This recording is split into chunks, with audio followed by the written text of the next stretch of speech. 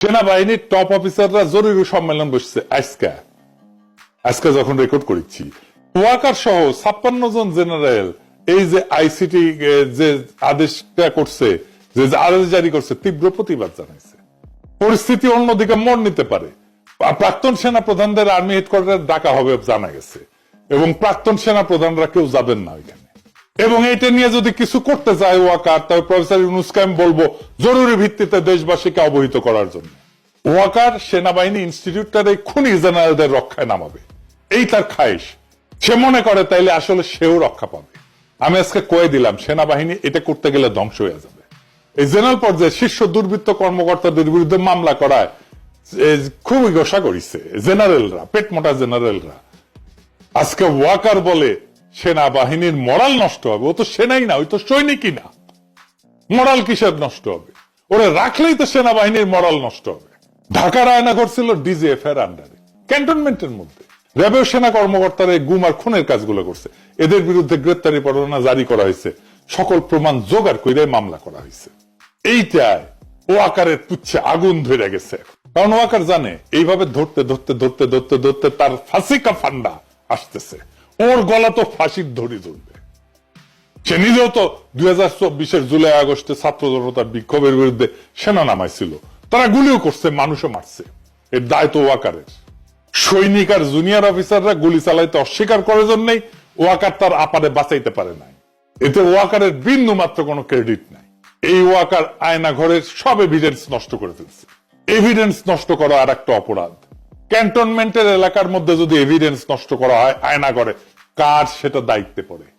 তার জিম্মায় থাকা জেনারেল মুজিব পালাই যেতে দিচ্ছে, তারা গ্রেপ্তার করা হয়েছিল, রাখা হয়েছে ক্যান্টনমেন্টে, পালাই গেছে।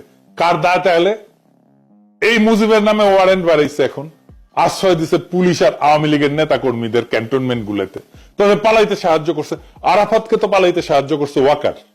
আরাফাত ধরা পড়েছিল, নিউজ বাড়াইছিল, কেমনে পলাইলো? তারপরে আয়নাঘর ভিজিট করতে দিবে না ওয়াকার প্রফেসর ইউনূসকে, বাধ্য হইয়া দিছে। এই যে জেনারেল আকবর, যার নামে আজকে ওয়ারেন্ট বেরিয়েছে, সে গুম কমিশনে স্বীকার করছে, সাক্ষ্য দিছে, তাকেও পালাইয়া যাইতে দেওয়া হয়েছে। এইটাই তো প্রথম গ্রেপ্তারি পরোয়ানা না? এর আগেও গ্রেপ্তারি পরোয়ানা হয়েছে সেনা অফিসারদের বিরুদ্ধে, কাউরে গ্রেপ্তার করতে দেয় নাই ওয়াকার। সে বলে এতে সেনাবাহিনীর মরাল নষ্ট হবে। যুক্তির মায়েরে বাপ। নিজেরা নিজেদের সৈনিক বৃত্তিকে কলঙ্কিত করছে, নিজেকে নিছক একজন ঠান্ডা মাথার খুনি বানাইছে, তাতে মরাল নষ্ট হয় না। ক্যান্টনমেন্টের মধ্যে আয়না ঘর বানায় রাখলে মরাল নষ্ট হয় না। মোটা আজিজকে শেখ হাসিনার বডিগার্ডের ভাই কোটায় আর মোটা ওয়াকারকে জামাই কোটায় সেনা প্রধান বানাইলে মরাল নষ্ট হয় না। বিডিআর এ 57 সেনা অফিসারকে ইন্ডিয়া খুন করাইলে মরাল নষ্ট হয় না।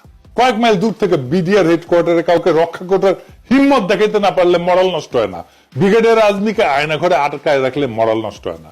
আর তারা যে বছরের পর বছর যেই সৈনিকেরা পাহারা দিছে, তারা দেখে নাই একজন নিরাপরাধ চৌকস উচ্চ পদস্থ সেনা অফিসারকে বিনা আইনে এইভাবে বন্দী করে রাখা হয়েছে, তাদের মরাল নষ্ট হয় নাই? তারা কথা বলে না এটা নিয়ে তার পরিবারের সাথে, তার বন্ধু বান্ধবদের সাথে, তার কলিগদের সাথে? নারায়ণগঞ্জে কন্ট্রাক্ট কিলিং করে 7 জনকে মাইরা শীতলক্ষায় ভাসায় দেওয়া মরাল নষ্ট হয় নাই সেনাবাহিনীর? আবদার ধরিছে মার্শাল ল কোর্টে বিচার করতে হবে। কেন জানেন? মার্শাল ল আইনে গুম কোনো অপরাধ না, তাই মার্শাল ল কোর্টে বিচার করলে সবাই খালাস পেয়ে যাবে। চিকনা বুদ্ধি আছে ওয়াকারের, শুধু বুড়ি মোটা না, মাথার বুদ্ধিও চিকনা আছে।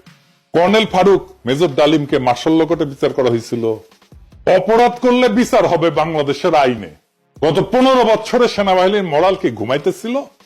ওয়াকার জানে কই তার বিপদ, তাই সে আমাদের পিছে তার কুত্তা আর পোত বালকদের লাগাই দিছিল। এক পোত বালক তো তার হিরো বানায় আল জাজিরায় স্টোরি করেছে, আর আরেক পোত বালকের সাক্ষাৎকার দেয় ওয়াকার। এক সময় তো ওয়াকারের নিয়ে কিছু কওয়াই যেত না, টাকা পয়সা ছড়ায়, বট বাহিনী লাগায়, এইসব পোত বালকদের দিয়ে ক্যাম্পেইন করায় নিজের বিপ্লবের হিরো বানায় ফেলেছিল। থাইল্যান্ডে গেছিল এই দুই পোত বালক একই টাইমে। পেমেন্ট আনতে গেছিল কিনা কে জানে, জিগান। আমি শুনেছি ডিজিএফআই পেমেন্ট দিছে, থাইল্যান্ডে নিয়েছে, তবে ওইটাই লাস্ট পেমেন্ট। ডিজিএফআই ওই ফান্ড জয় বাংলা হয়ে গেছে। এটা সিম্পল লজিক বা যুক্তি বুঝেন। হাসিনা বা আওয়ামী লীগ যদি একজনের বিরুদ্ধে প্রতিশোধ নিতে চায়, তাহলে সেটা কে কে হবে? তালিকা করলে আমার নাম তো 1 থেকে 5 নম্বরের মধ্যে থাকবে। হাসিনা নিজে আমার নাম কইছে না, একবার না 2 বার কইছে। সে আমার মাইরা ফেলাইতে বলছে, তার বক্তব্যে বলছে না শ্বশুর বাড়ি পাঠাই দিতে। ইন্ডিয়ানরা আমার পছন্দ করে, আমার বিরুদ্ধে তো ইন্ডিয়ানরা পর্যন্ত কন্টেন্ট বানায় গালাগালি করে আমার পোস্টে এসে। দেখেন তো, নাস্তিক যেগুলো আছে সব কয়টা তো আমার গেলায়, তাই না? বাম যেগুলো আছে সেগুলো তো আমার গেলায়, তাই না? তো তাইলে বাম, ইন্ডিয়া, আওয়ামী লীগ, হাসিনা, নাস্তিক, এই যে গ্র্যান্ড একটা অ্যালায়েন্স, এইগুলো তো আমার শত্রু ঘোষণা করছে। তার মানে আমি গ্রেটার আওয়ামী ইন্ডিয়া যে শক্তি, তার বিরুদ্ধে দাঁড়ায় ফাইট করি। আমার সাথে বড় একটি আওয়ামী আর ভারতীয় আগ্রাসন বিরোধী ভয়েস কয়টা আছে? সারা দুনিয়ায় ভারতীয় পণ্য বয়কট আন্দোলন করেছি, সাকসেসফুল আন্দোলন করেছি। তার মানে আমার পিছে যারা লাগে তাদের ফুয়েল কই থেকে আসে এটা বুঝে না। এবার সব কয়টা ইন্ডিয়ান লেসপেন্সার, এদের মিশন আমারে থামায় দেওয়া, পারে নাই, পারবেও না ইনশাল্লাহ। কারো রাজনীতিটা পরিষ্কার থাকলে তারা থামানো যায় না, এটা তো সহজ কাজ না। যাই হোক, এই ওয়াকার আওয়ামী লীগরে মাঠে নামাইছে, তো সেনাবাহিনী একটা আওয়ামী লীগরে ধরছে, এটাও ধরে নাই। আওয়ামী লীগের মিছিলের পাশ দিয়ে আর্মির গাড়ি যায়, ভিডিও আছে। সেনাবাহিনী প্রেস কনফারেন্স করে, সেখানে হাসিনার গোয়াচাটা সাংবাদিকরা প্রশ্ন করে, বিদেশ থেকে ইউটিউবাররা সেনাবাহিনীর বিরুদ্ধে বিষোদ্গার করে, আপনারা কি করতেছেন? আমি বলে দিই উত্তরে, সাংবাদিকের বাচ্চা বালটা করবে আমাদের।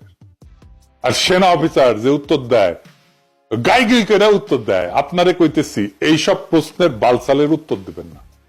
ওই সাংবাদিক তো কখনো প্রশ্ন করলো না, হার্পিক মজুমদার যে অস্ত্র হাতে যুদ্ধ করার কথা কইলো রাষ্ট্রের বিরুদ্ধে, এই ব্যাপারে সেনাবাহিনীর মতামত কি জানেন না? এই হার্পিক যে অস্ত্র ধরে যুদ্ধের কথা বলছে, একবার না একাধিকবার বলছে।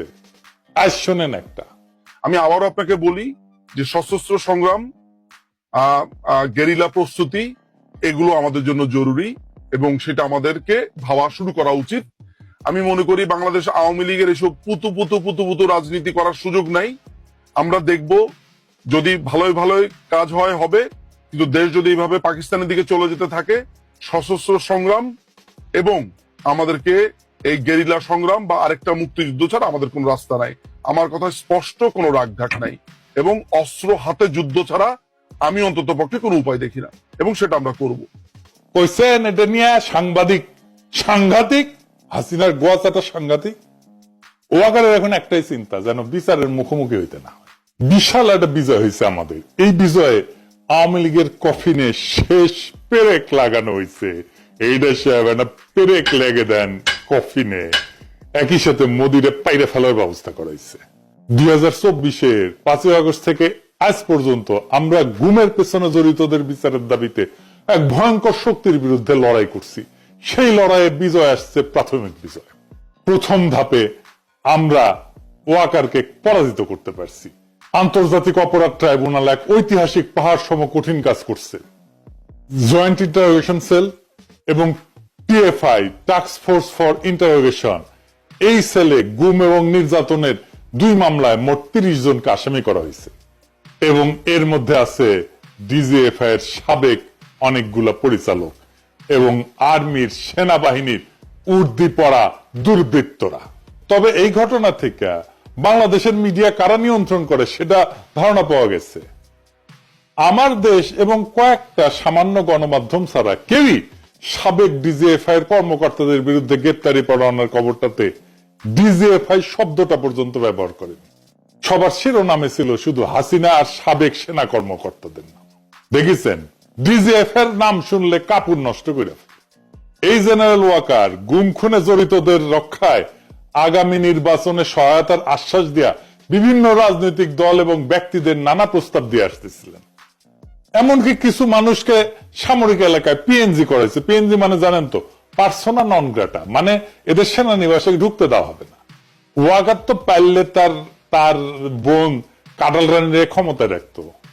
এখন ও যাই করুক, ব্যর্থ হবে। কারণ সে মৃত্যু হিসেবে বেছে নিচ্ছে কালপ্রিটদের, দুর্বৃত্তদের, এবং তার মিশন হইতেছে দুর্বৃত্তদের রক্ষা করার। আপনারা আয়না ঘরের কথা শুনেছেন না? মানে দেশে তো জেলখানা আছে, তাহলে আয়না ঘর কেন লাগে? আর আয়না ঘরে কারা ছিল? আয়না ঘরে ছিল গুমের শিকার হতভাগ্যরা। হাসিনার আমলে কয়েক হাজার গুম হয়েছে। গুম কমিশনে অভিযোগ জমা পড়েছে 1676টা। গুম কমিশনই বলে যে এটা একটা সামান্য অংশ, গুমের শিকার একটা বড় অংশই ঝামেলা এড়ানোর জন্য অভিযোগই করতে চায় না। তো জেলে নিতে হইলে তো একটা প্রসিডিওর লাগবে, আদালতে নিতে হবে, আপনি জামিনের আবেদন করতে পারবেন, উকিল নিয়োগ করতে পারবেন, সবার উপরে আপনার বিরুদ্ধে তো অভিযোগ লাগবে একটা, যে আপনি একটা অপরাধ করছেন, তাই না? প্রমাণ লাগবে। যার বিরুদ্ধে অভিযোগই নাই তাদের কি করবে? যেমন ধরেন ব্যারিস্টার আরমান, সে তো কোনো অপরাধ করেনি। ব্রিগেডিয়ার আজমি, সে তো কোনো অপরাধ করেনি। হুম্মাম কাদের চৌধুরী, সে তো কোনো অপরাধ করেনি। তাদের তো জেলে দেওয়া যাবে না, গ্রেপ্তার করা যাবে না। তাদের রাখতে হবে এমন একটা কয়েদখানায় যেখানে দেশের আইন আদালত কিছুই কাজ করবে না, সব গায়েব করে দিবে। যারা হাসিনার শাসনের জন্য চ্যালেঞ্জ, তাদের জন্য আয়নাঘর। এবং এই আয়নাঘর করছে বাংলাদেশ রাষ্ট্রের বাহিনীগুলা, সেখানে পশুর মতো রাখতো মানুষদেরকে। আর আয়নাঘর একটা না, সারা দেশে ছিল 800 আয়নাঘর। হাত পা বেঁধে চলন্ত ট্রেনের নিচে ফেলাই দেওয়া হইতো, বা বাস ট্রাকের নিচে। চিন্তা করেন, এমন অনেক মৃতদেহ পাওয়া গেছে যাদের ট্রেনে কাটা পড়ছে, চেনা যায় না, অজ্ঞাত। দেখেন কি বিভৎস অবস্থা। এইভাবে অজ্ঞাত ব্যক্তির লাশ পাওয়া যেত ট্রেনে কাটা পড়া। রেলে কাটা পড়লে হয় কি, দায়ী কিন্তু কাটা মানুষ, কাটা পড়া মানুষ। বাংলাদেশের আইনে কারো দোষ হয় না, সেজন্যই ট্রেনের নিচে ফেলাই দিত। কাউকে ইনজেকশন দিয়ে অজ্ঞান করে ট্রেনের নিচে ফেলাই দিত, গাড়ির নিচে ফেলাই দিত। কি অবস্থা চিন্তা করেন। তো যদি ডেড বডি পাওয়া যেত তাহলে তো বিপদ। তখন তাদের নদীর মাঝখানে নিয়ে গুলি করে, পেট চিরা, কোমরে সিমেন্টের বস্তা বেঁধে ডুবাই দেওয়া হইতো। জিয়াউল হাসান নিজের হাতে এরকম মানুষকে মারছে। দুর্বৃত্ত কর্মকর্তারা শুধু একটা প্রমোশন, কিছু টাকা পয়সা, কিছু ক্ষমতা, এটার লোভে এইভাবে খুনি হয়ে উঠছিল তারা। তাদের সৈনিক বৃত্তিকে তারা জলাঞ্জলি দিছিল। তারা সৈনিক ছিল না, তারা এখনো সৈনিক না। সেনাবাহিনী এদেরকে পালতে পারে না। গুমের শিকার সেই হতভাগ্য পরিবারদের, অসহায় এতিম সন্তানদের শপথ সব কয়টারে ফাঁসিতে ঝুলানো হবে, কাউকে ছাড়া হবে না। এই ভয়ানক আওয়ামী লীগ সংগঠনের সাথে যারা আছে তাদের একটাকেও ছাড়া হবে না। এই কান্নার কাফারা আমরা আদায় করে ছাড়বো একদিন না একদিন।